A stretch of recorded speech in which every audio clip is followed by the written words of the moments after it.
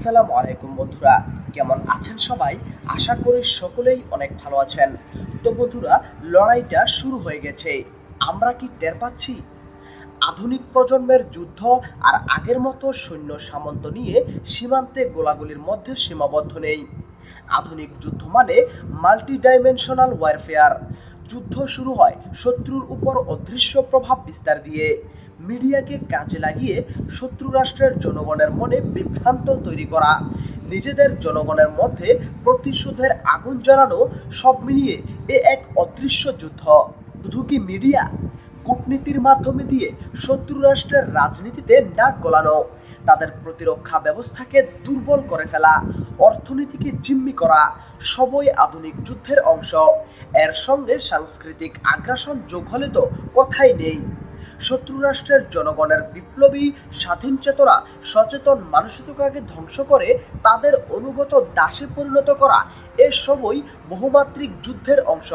আর এই কারণেই আধুনিক যুদ্ধে কখন শুরু, কখন শেষ বা কখন যুদ্ধবিরতি বুঝে ওঠা একেবারেই কঠিন। 2001 সালে বাড়াইবাড়ি সীমান্ত যুদ্ধের কথা মনে আছে? আপনাদের যে যুদ্ধে 8 বিডিআর সৈন্যের দৃঢ়তায় খতম হয়েছিল ভারতীয় সামরিক বাহিনীর 400 জন সৈন্য। ওটাকে যদি আমাদের বিরুদ্ধে ভারতের সামরিক লড়াইয়ের সূচনা বলি, তবে আদর্শিক এবং সাংস্কৃতিক ক্ষেত্র এই লড়াইয়ের শুরু হয়েছিল তারও আগে ব্রিটিশ আমলে, যখন ব্রিটিশ রাজ্যের দেওয়ানের মাধ্যমে মুসলিমদের উপর জমিদারিত্ব কায়েমের সুযোগ পেয়েছিল কলকাতার দাদা ঠাকুরেরা। 47-এর দেশভাগের পর থেকে ভারত ধীরে ধীরে কূটনৈতিক আগ্রাসনও চাপিয়ে দিয়েছে আমাদের উপর।